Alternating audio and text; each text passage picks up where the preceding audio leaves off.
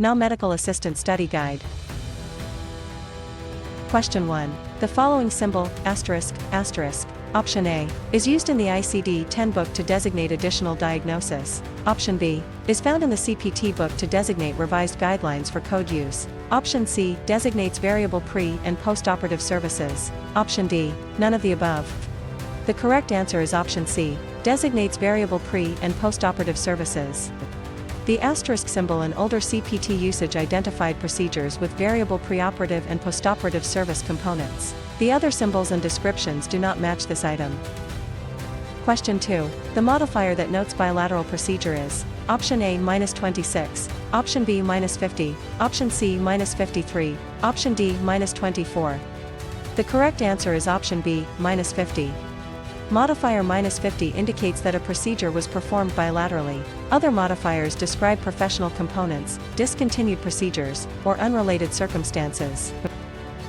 Question 3. In the CPT manual, codes in the range of 99,201 to 99,600 are option A, surgical codes, option B, evaluation and management codes, option C, radiology codes, option D, all of the above. The correct answer is option B, evaluation and management codes. CPT codes in the 99,201 to 99,600 range are evaluation and management codes. These codes report office visits, consultations, and similar patient care services. Question 4. When coding using HCPCS, a code that is accompanied by a diamond symbol would indicate option A, special instructions are provided that describe how this code should be used to be included for reimbursement. Option B, this code is not covered or valid with Medicare. Option C, there is the potential for this code not to be covered by the insurance carrier. Option D, the code is new. The correct answer is option B, this code is not covered or valid with Medicare. In HCPCS materials, a diamond symbol can indicate a code is not valid or not covered for Medicare use. The symbol is a reimbursement-related warning, not simply a new code marker. Question 5. Bank statements. Option A, show the current balance without a particular statement period. Option B, typically sent to the practice on a monthly basis. Option C, must be reconciled when received by the office. Option D, all of the above. The correct answer is option C, must be reconciled when received by the office. Bank statements must be reconciled when received to compare the bank's record with the office check register. Reconciliation helps detect errors, missing entries, or unauthorized transactions. Question 6. A patient sends a check to pay for her last office visit. That check bounces at the bank. Which of the following is the most likely scenario when dealing with the situation? Option A, the patient will be charged an NSF fee by the office. Option B, the patient will receive a letter from the bank stating that the account with the doctor's office is closed. Option C, the bank will honor the check and transfer funds to the office account. Option D, the patient will receive a notice from the bank stating that cash will be required for all future transactions with the office. The correct answer is option A, the patient will be charged an NSF fee by the office. A bounce check is a non-sufficient funds item, and the office commonly charges an NSF fee according to policy. The bank does not honor the check when funds are unavailable. Question 7. When writing a check, the amount of the check, option A, is written in both numeric and word form. Option B, in most cases should exactly match the amount needed for the services rendered. Option C, should have the cents written as #/100 where hashtag is the total cents needed. Option D, all of the above. The correct answer is option D, all of the above. Checks should show the amount in both numeric and written form, and cents are written as a fraction over 100. These practices help prevent alteration or misunderstanding of the payment amount. Question 8. Assets are option A, securities, option B, machinery, option C, merchandise, option D, all of the above. The correct answer is option D, all of the above.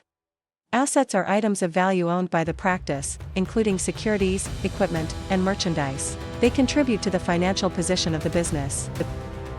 Question 9. Which of the following will increase the owner's equity? Option A, drawing. Option B, revenue.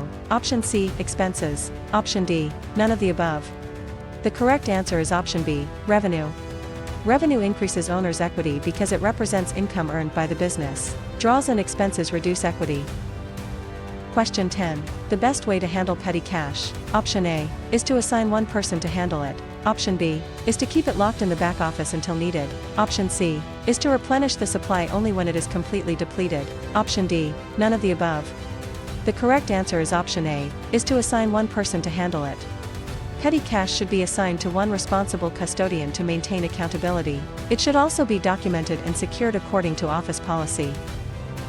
Question 11. A patient is on the telephone stating that her son has just been stung by a bee. Which of the following recommendations is used when dealing with this emergency? Option A. Ask the mother if her son is known to be allergic to bees. Option B. Ask the mother to tell her son to remain calm and still to help slow the spread of venom. Option C. Tell the mother to remove the stinger by scraping at the stinger rather than trying to pull it out. Option D. All of the above are true.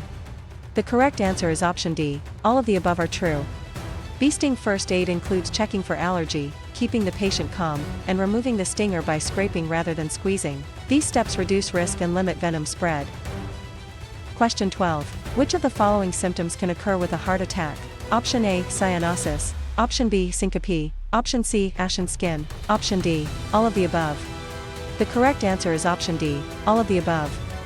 Heart attack symptoms can include cyanosis, syncope, and ashen or pale skin. Symptoms may vary, so multiple warning signs should be recognized.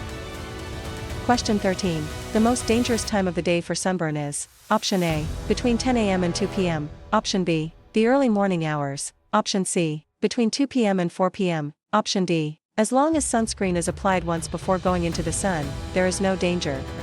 The correct answer is option A. Between 10 a.m. and 2 p.m. UV exposure is typically strongest around midday, especially from 10 a.m. to 2 p.m. This period carries the greatest sunburn risk among the choices.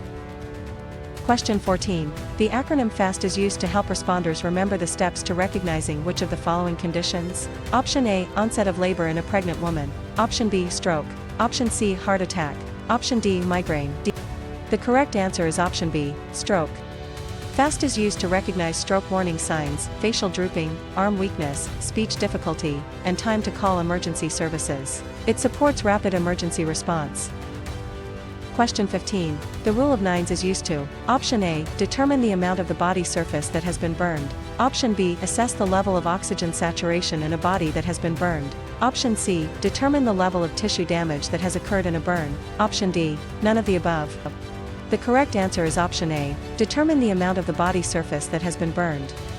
The rule of nines estimates the percentage of total body surface area affected by burns. It helps guide emergency assessment and fluid management decisions. Question 16. First aid for frostbite includes: Option A. Running cold water over the affected area. Warm or hot water will shock the area and cause more tissue damage. Option B. Run warm water over the area to rewarm the affected area. Option C. Run hot water over the area to warm the area as quickly as possible. Option D. Cover the area with a blanket using a heating pad if the blanket isn't warm enough.